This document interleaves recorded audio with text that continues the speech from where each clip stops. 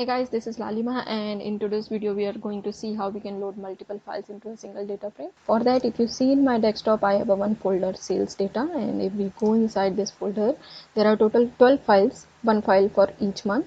And if I randomly open any file, let's open for April month. So there you can see it has total 18,000 plus rows.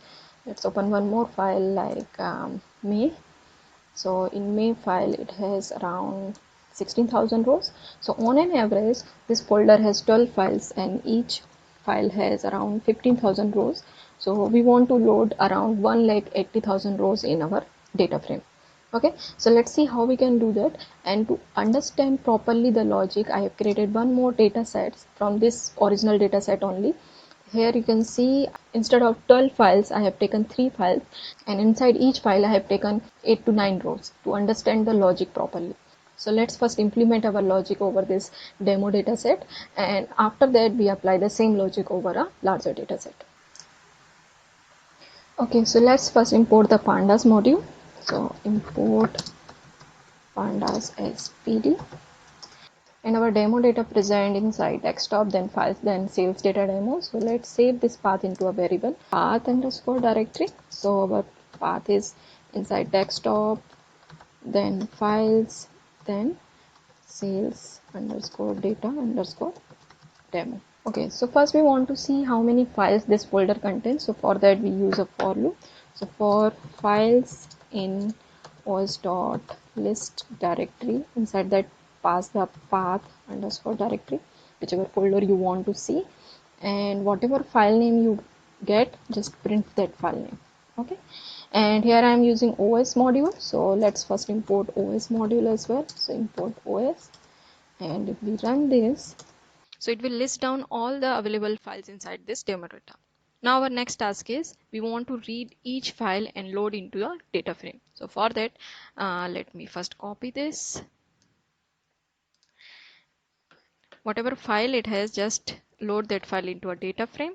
So equal to pd.read underscore csv, and whenever we read csv file, then we need to pass the exact path of that file. So we know that our file inside desktop, then file, then sales data demo, and then file name you need to pass. Okay, so we already saved this path into a path directory. So here path is path underscore directory plus whatever file it get, pass that files. Okay, so if we run this, then the data loaded into a data frame, but this data frame contain only the February data. Okay, why? Because we are using the for loop. So first it load the April file, then August file load, which override the April file, and last February file load, which again override the August file. So this data frame contain only the February record. Okay, so if we check the shape, then see it has only 6 rows, and this data frame has a February data. Okay, here order date, see 2 means February. Okay, so we read the file, but this is not our end goal. Why? Because we want to load all these files into a single data frame.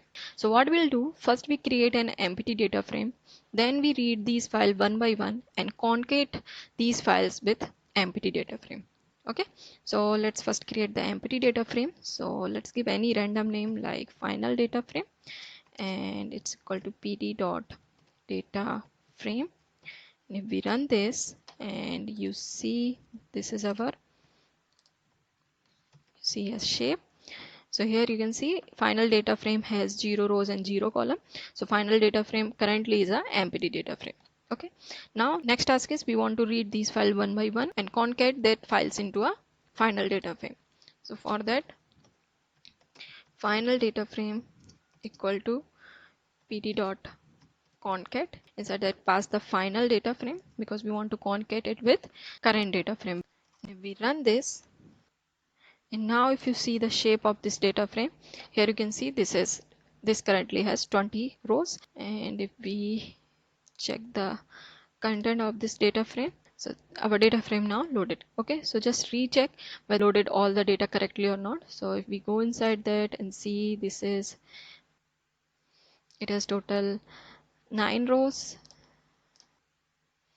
it is total 5, 9 or 14, and February also has 6 Okay, so 14 plus 6, 20. So means our data loaded properly. It has total 20 rows. Okay, and 6 column. Okay, one more thing. Let's check head of 20. Let's check head of 20. So if you see, it has only the data records or value record. It not contain the multiple headers. So our data loaded as per expectation. Okay, one more thing, if you notice here you can see that index are repeating. Why? Because it read first file and mark index starting from zeros.